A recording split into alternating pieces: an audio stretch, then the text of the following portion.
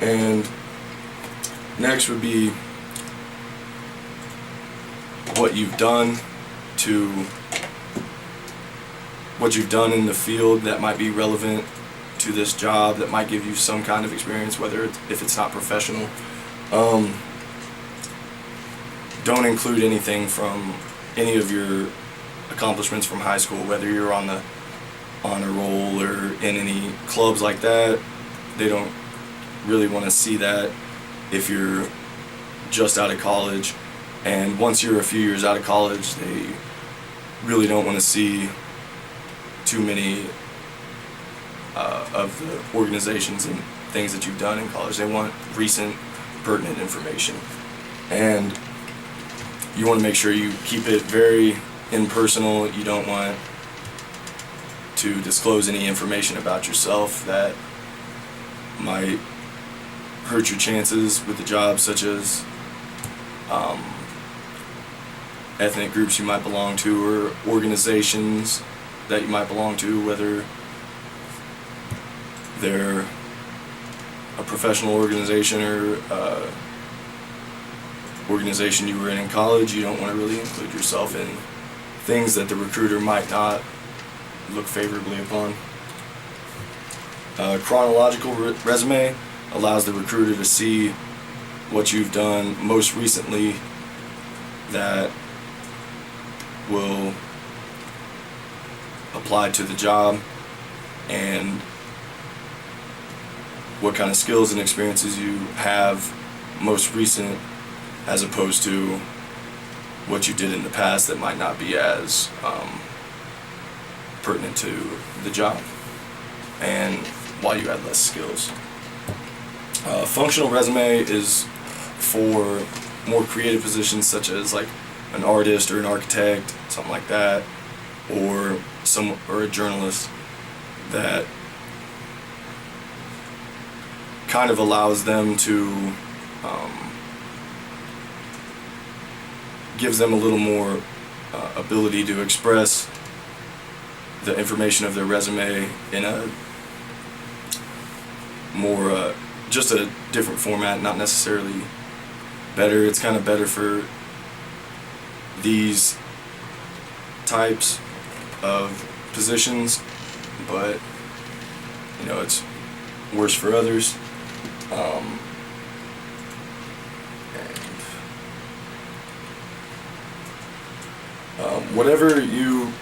Whatever type of resume you use, whether it's a standard format or a functional format, you want to make sure that your information is as accurate and up to date as possible, and you want to make sure that the information presented isn't redundant, that you haven't went over it multiple times. You want to keep it, like I said earlier, concise.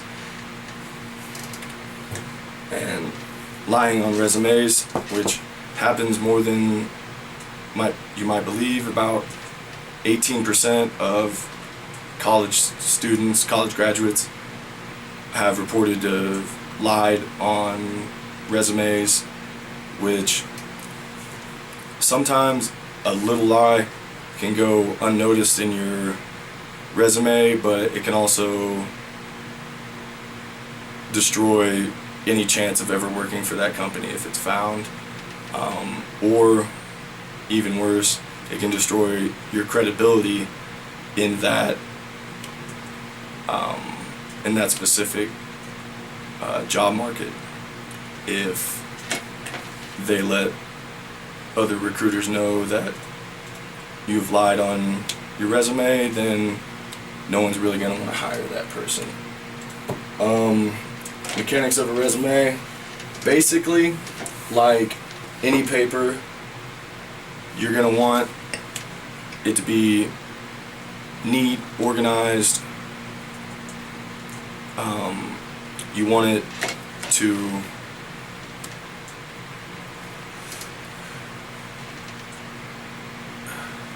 it to present the information well, the information that you want to emphasize. You can use bullets for, things of that nature. And you basically want it to be free of errors. You don't want any spelling errors, grammar errors, punctuation. You don't want any of that to hinder your qualifications on your resume. And usually a one-page resume is recommended. Sometimes you can use a two-page format if it's asked for, and if it comes to that, you want to try to make your resume front back. You don't want it to be two separate pages because they can get ripped and lost. Another type of resume is an electronically scanned one, and these use a different format. Different companies use different formats, and this not necessarily a different format, but each company might have specific things, specific qualifications for these scanned resumes, so that they're whatever they're using to scan them can read them accurately. And they're gonna have different means of sending them in, such as whatever you want to send in, specifically what they ask for, whether it's a CD-ROM or some kind of file on your computer, such as a Word document or so on. Also bring a hard copy of your resume and cover letter with you. Portfolio, this will be almost strictly for artists, journalists, architects, stuff like that, where you're gonna present maybe 4 or 5 of your best works and make sure they're clean copies, the best copies that you can get your hands on, and keep them in your portfolio for the recruiter.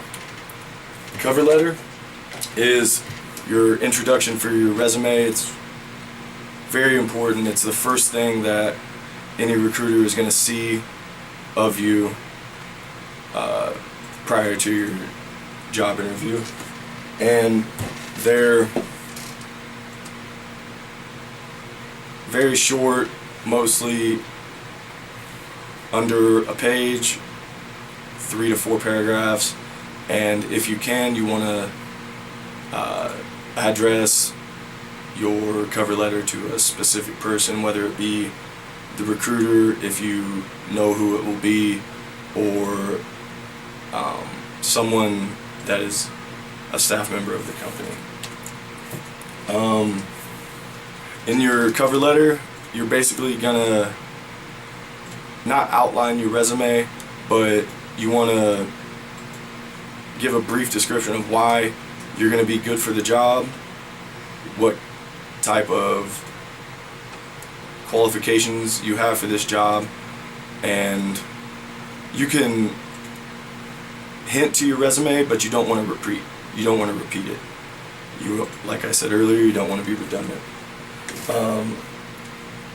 which is kind of oxymoronic. Personal web pages and blogs, mostly social media.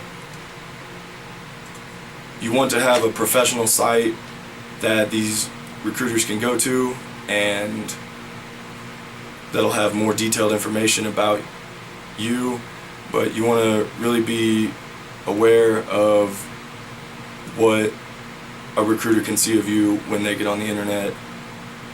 Sites that you really have to look out for are such as Facebook,